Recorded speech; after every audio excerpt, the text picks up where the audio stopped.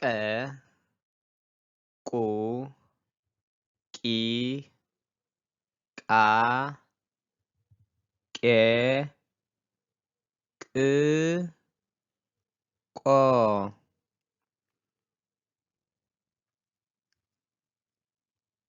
ቀ ቁ ቂ ቃ ቄ ቅ ቆ ቀ ቁ ቂ ቃ ቄ ቅ ቆ እሺ እዚያ ትሪዋ ኣለኹምሽ እዚያ እንታይ ጠቕመና ወይ ድማ እንታይ ትበሃል ስማ ብቀ ዝጅምር ስማ እንታይ ትበሃል እዚያ ፒሮ ብምንታይ ይፅሕፍ ኣብ ፒሮ እንታይ እቲና ንፅሕፍ ፒሮ ንፅሕፍ ድሓቀይ እቲ ፒሮ ደሎ እንታይ ይበሃል ብቀ ዝጅምር ስሙ ብራቮ ብራቮ ሰሊ ቀለም ቀለም ቀለም መን ክፅሕፈለ ይኽእል ቀለም ክፅሕፋ ዝኽእል ኣሎ እሺ ሳምሪ ጎበዝ ቀለም ቀለም ቀለም ቀለም ፈቲ እሺ እዚያ ስእሊ ይረኣየኩም ኣሎ ዶ ዋው እዚ ብዕራይ ይበሃል ሓቂ ዶ እዚ እንስሳ እዚ እንታይ ይበሃል እንስሳ ዘቤት ኮይኑ ብዕራይ ይበሃል ሓቂ ዶ እዚያ ምልክት ገይረላ ዘለኹ ይረኣየኩም ኣሎ ዶ እዋ እዚአን ክልተ ትሪእዎን ኣለኹም እዚ እንታይ ይበሃል ብቀ ይጅምር ስሙ እንታይ ኢልና ንፅውዖ መን ኣሎ ትነግረኒ ኣሚ እንታይ ይበሃል እዚ ጎበዝ ጎበዝ ቀርኒ ቀርኒ እሺ ቀርኒ መን ክፅሕፈለ ይኽእል ዮሃንስ ቀርኒ ክትፅሕፋ ትኽእል ዶ እሺ እስከ ፃሕፋ ብጣዕሚ ጎበዝ ኑፍ ከመይ ትፅሓፍ ቀርኒ ቀርኒ ቀርኒ ብራቮታት እሺ እዚያ ትረኣየኩም ኣላ ዶ ኣብዚኣ እንታይ ይረኣየኩም ኣሎ ኣብዚ ፅቡቅ ዕምበባታት ይረኣየኩም ኣሎ ሓቂ ዶ ኣብዚ እንታይ ይረኣየና ኣሎ ዕምበባታት ወይ ድማ ፍላወርስ እንታይ ይበሃል ብትግርኛ ብቀ ዝጅምር እዚ ሕብሪ እዚ እንታይ ይበሃል ሕብሪ ናይዚ ዕምበባታት እንታይ ኢልና ንፅውዖ መን ነግረኒ ጴጥሮስ ኦኬ እንታይ ይበሃል ቀይሕ ጎበዝ ጎበዝ ቀይሕ መን ክፅሕፈለ ይኽእል ሲዶና ቀይሕ ፅሕፍዮ ዶ ትኽእሊ ቀይሕ ኢልካ እስከ ፀሓፊ ጎበዝ ጎበዝ ከመይ ትፅሓፍ ቀይሕ ቀይሕ ቀይሕ ቀይሕ ንፈቲ ኦኬ ኣብዚኣ ኸ እንታይ ይገብሩ ኣለዉ እዚ ደው ኢሉ ዘሎ ነዚ እንታይ ይገብሮ ኣሎ ርእሱ ኣብ ርእሱ እንታይ ይገብር ኣሎ ይምቁሶ ኣሎ ሓቂ ዶ እንታይ ይገብር ከም ዘሎ መን ነግረኒ እንታይ ይበሃል ብቀ ዝጅምር እንታይ ኢልና ንፅውዖ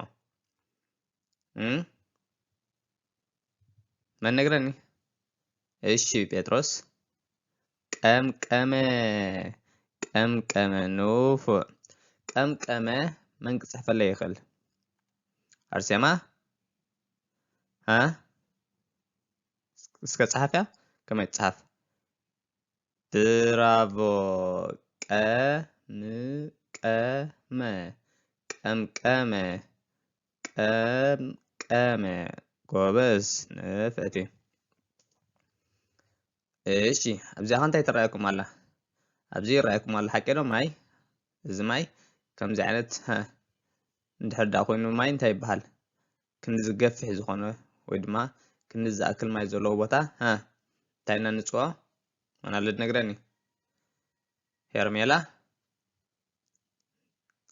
ብቀ ዝጅምር ስሙ እዋ ንፍእቲ ቀላይ ቀላይ ኦኬ ይል ቀላይ ከመይ ጌርካ ክንፀሓፍ ዶ ትኽእላ እስከ ፀሓፋ ፅሓፋ ትኽእል ዶ ብራቮ ከመይ ትፅሓፋ ደና በል ጎበዝ ቀላይ ቀላይ ቀላይ نوف اوكي ابز خنت يرايكم الله زي ما نالد نغراني تفلطوا لزي ها اتصبحين انتي اتصبح زات انتي بحال زي اتصبحي اب سلاطه بستفعل ها ما قلت زات انتي لان صوا من نغراني سؤالي انا برافو انتي بحال قمم قمم ما نالد صفا ويكا ما نالو كمي كم تصحف قمم زنغراني قمم ها كمي كم تصحف زنغراني ما نالو اوكي عمي برافو برافو قمم قمم قمم نوفا نوفا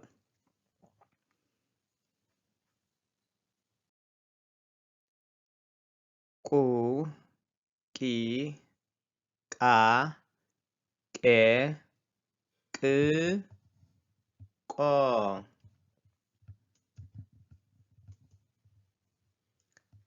ኣብዚኣ እንታይ ይገብርለው መናለድ ነግረኒ ኣብ መዓልቲ ሰለስተ ግዜ ንበልዕ ሓቂ ዶ ንግሆ ቀትሪ ምሸት ምሸት ክትበልዕ ከለካ እንታይ ይበሃል ድራር ንብሎ ሓቂ ዶ ቀትሪ እንድሕር ኮይና ከዓኒ ምሳሕ ኢልና ንፅውዖ ንግሆ እንድሕር ደኣ ክንበልዕ ኮይና እንታይ ይበሃል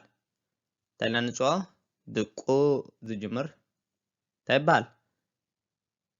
ብራቮ ኣሚ ብራቮ እንታይ ይበሃል ቁርሲ ቁርሲ ቁርሲ ከመይ ጌርካ ትፅሓፍ መን ኣሎ ክፅሕፈለይ ዝኽእል ቁርሲ ክፅሕፈለይ ዝኽእል መን ኣሎ ኦኬ ጆኒ ከመይ ጌርካ ትፅሓፍ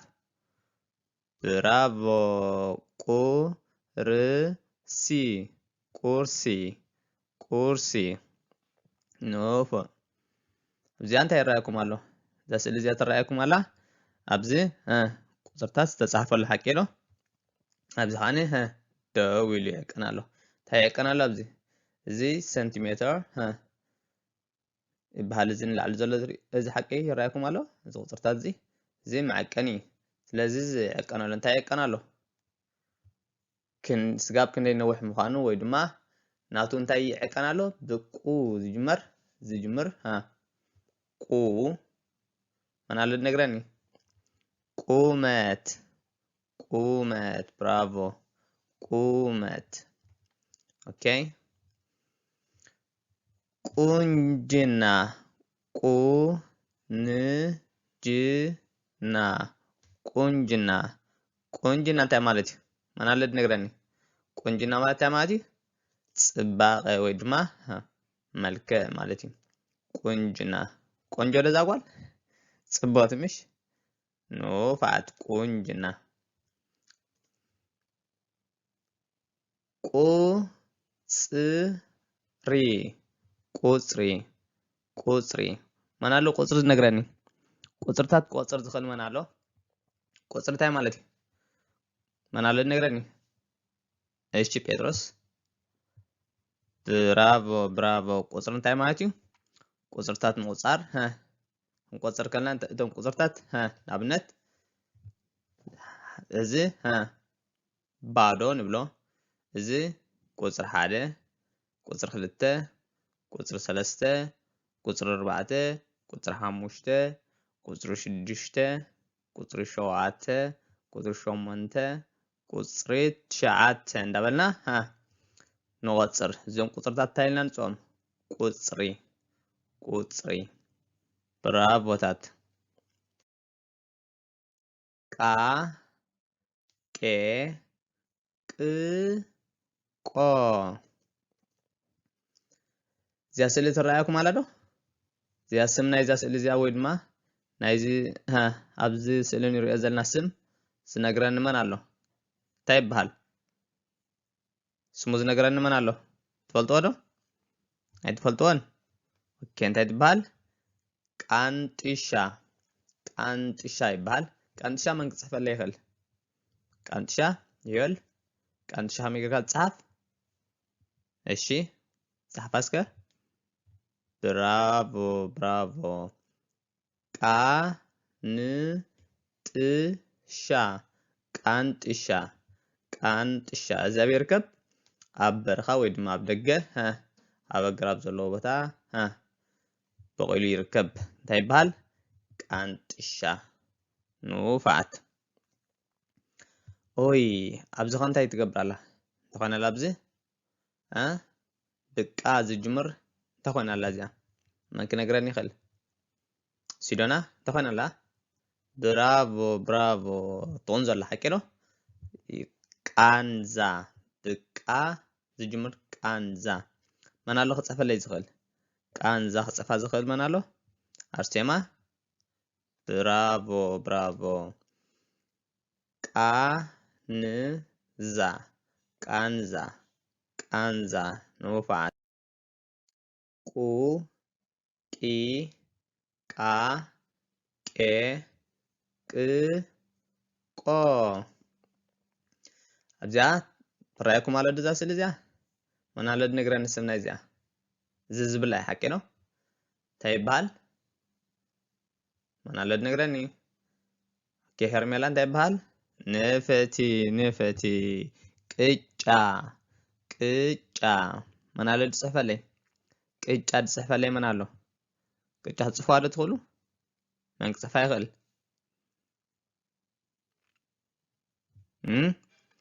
ጆኒ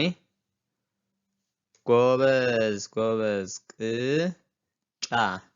ቅጫ ቅጫ ምንታይ ስንከት ኣብ መቕሎ ወይ ድማ ኣብ መጎጎ ዝስንከት እንታይ ይበሃል ቅጫ ቅጫ ንውፋዓት ኦይ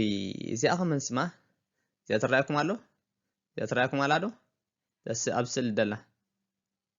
እንታይ ትበሃል ስማ ትፈልጣ ኣሎ መን ክነግረኒ ይኽእል ስም ናይ እዚኣ ዝነገረኒ መን ኣሎ ኦኬ ሳምሪ እንታይ ትበሃል ቅንፊዝ ንፈቲ ንፈቲ ብቅ ዝጅምር ስማ ቅንፊዝ ቅንፊዝ ኦኬ መን ክፅሕፈለይ ይኽእል ቅንፊዝ ዝፅፋ መን ኣሎ ቅንፊዝ ክፅሕፋ ዝኽእል መን ኣሎ ኦኬ ኤላ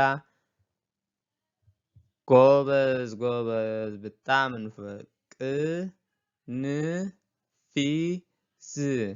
ቅንፊዝ ቅንፊዝ ጎበዝ ኦኬ እዚኣ ጓል ንሪኣ ኣለና ምሽ እዚኣ ጓል ኣንስተይቲ እያ ሓንቲ ሰበይቲ ሓቂ ዶ ፅብቕቲ ፅብቕቲ ፅባቐ ስጋብ ክንደይ ፅብቕቲ ምዃና ፅብቕቲ መልክዓ ንገልፅ ኣለና ሓቂ ዶ ፅብቕቲ ስለዚ መልክዕ እንድሕር ትገልፅ ኣለኻ እንታይ ይበሃል ቅፅል ቅፅል ይበሃል ቅፅል እንታይ ማለት እዩ ሓደ ሰብ ወይ ንነገራት መልክዖም እንታይ ከም ዝመስሉ ክትገልፅ ከለኻ ትጥቀመሉ እንታይ ኢልና ንፅውዖ ቅፅል ንኣብነት እዛ ጓል ፅብቕቲ እዛ ፅብቕቲ ትብል ቅፅል እያ ማለት እዩ ፅቡቕ ንወዲ ተባዕታይ ከዓ ኩፉእ ሕያዋይ ወይ ከዓኒ ነዊሕ ቀጢን ዝብሉ እዚኦም ብምሎም እንታይ ኢልና ንፅውዖም ብዙሓት ከምኦም ዝኣመሰሉ ቅፅል ኢልና ንፅውዖም ቅፅል ንውፋዓት ኦኬ ኣብዚ ኸ እንታይ ንርኢ ኣለና ኣብዚ ፅላል ገይሮም ኣብዚ ኸ እንታይ ንርኢ ኣለና ቀሺ ኣብዚ እውን ቀሺ ንርኢ ኣለና ሓቂ ዶ ስለዚ ኣብ ቤተ ክርስቲያን እንታይ ገብሩ ኣለዉ መን ኣሎ ዝነግረኒ ንፍዕቲ ሰሊ እንታይ ገብሩ ኣለዉ ይቅድሱ ኣለዉ ሓቂ ዶ እዞም ኣቕሽሽቲ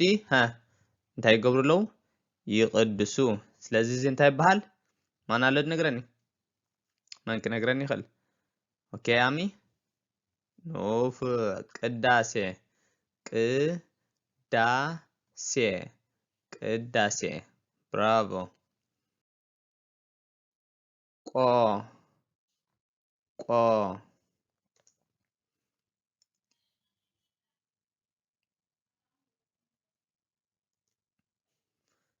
እዚኣ ስእሊ ትረኣየኩም ኣላ ዶ ኣብዛ ስእሊ እዚኣ ትረኣየኩም ኣሎ ምሽ እዚኣ ዝፈልጣ መን ኣሎ ስም ናይ እዚኣ ኣብዛ ስእሊ ዘላ ዝነግረኒ መን ኣሎ መን ክነግረኒ ይኽእል ሳምሪ تتبهل جات فلتيا زي أبعدنا تراي دركب اسم زعينت أبعدنا كم تيسره اسمه مجمرة من نجراني اسمنا زي من نجراني اوكي سولي تفلتيا اسكان قرنا هراي برافو انت تتبهل قوفو كم تيسره قوفو بم تيسره بعيبة ها ناي كبت عيبة ويد ما قلقل ناي كبت جيركا يسرح اوكي نوفاءات قوفو منقصف يخل قوفو منقصف يخل منقصف يخل إلياس اوكي كم تصحف قوفو برافو قوفو نوفو زي غير رأيكم على دو تسأل زي كلاتكم تفلتوا حكيلو تتبال زي بيتروس سمنا زي تتبال برافو قوبي كم يقرنا نصفه قوبي منقصفه لا يخل قوبي منقصفه يخل اوكي سيدونا برافو هم يقرأ تصحف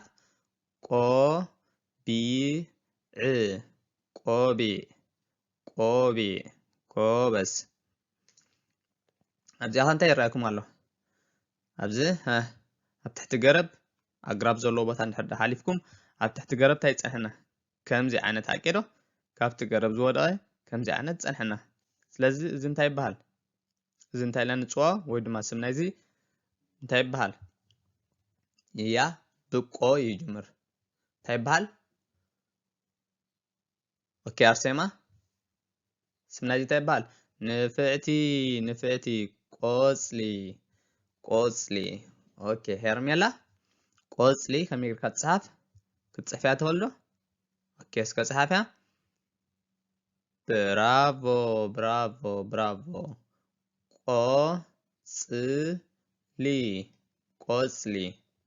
قوصلي نفاتي اوكي ابزا كنت يرايكم الله ابزا سئل زيا تايتري لهم ما نالد نغرني اوكي امي تايترلا برافو قلعة انت يقبر على بزي يتصاوت له انت تقبر لا زيا قوليا مش يا زيا تتصاوت له قلعة من قصف اللي يخل قلعة خصفها زخل من له اوكي يوهانس برافو هم يقرأ كتصحف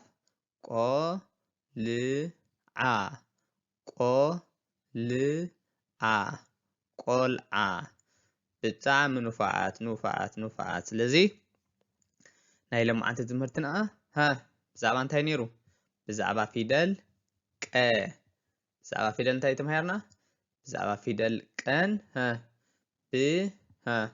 ቀቁ ዝጅሙሩ ኣስማቶምን ተማሂርና ስለዚህ ኣብ ዝቕፅል ብኻልእ ዓይነት ትምህርቲ ስጋብ ዝመፀኩም ሎማዓንቲ ኣብ ዝወዲና ኣለና ሰላም ቅነ ቻው